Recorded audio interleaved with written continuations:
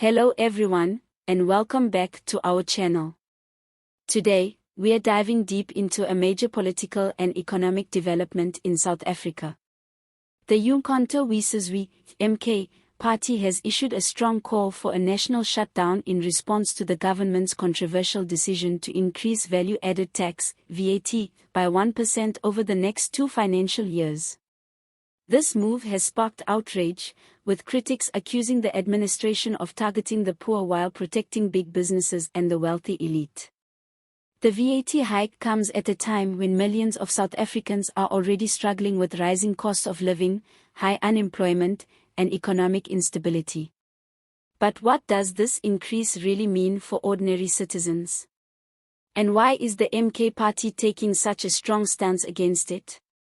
Let's break it down. The VAT hike, a burden on the poor. Last week, during the 2025 budget speech, Minister of Finance Enoch Godongwana confirmed that VAT will be increased by 1% over the next 2 years. Initially, the government planned a 2% increase, but intense pushback from political parties in the Government of National Unity, GNU, forced them to scale it down. But let's be clear, even a 1% increase in VAT has serious consequences. VAT is a tax that affects every single consumer, but it hits the poor and working class the hardest.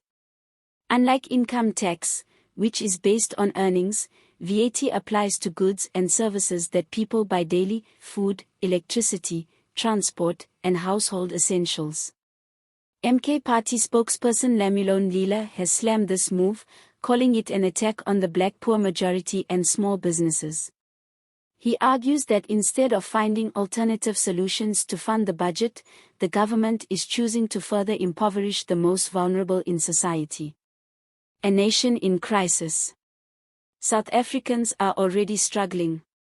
Let's look at the numbers.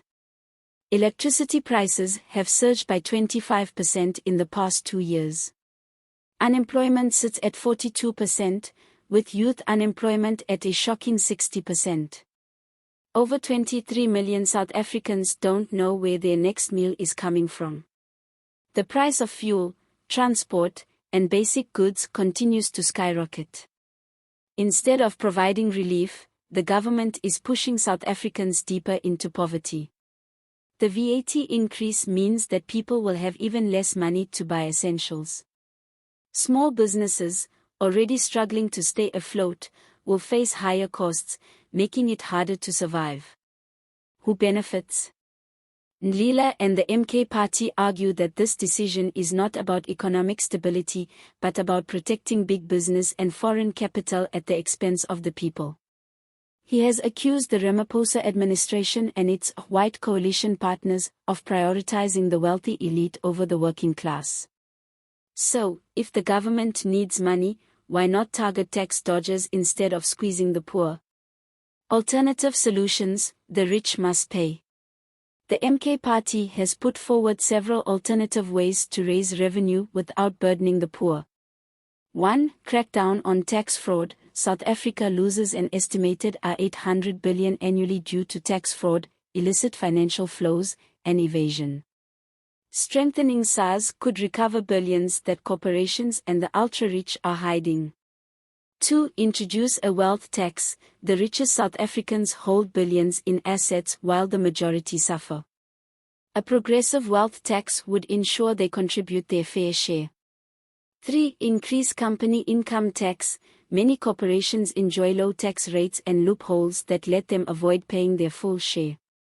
Increasing corporate taxes could generate funds for essential services. 4. Build, operate, transfer (BOT) model. This strategy allows private companies to fund infrastructure projects, removing the financial burden from the government while ensuring development continues. Despite these clear alternatives, the government chooses not to act. Instead, they pass the cost on to those already struggling. The call for a national shutdown.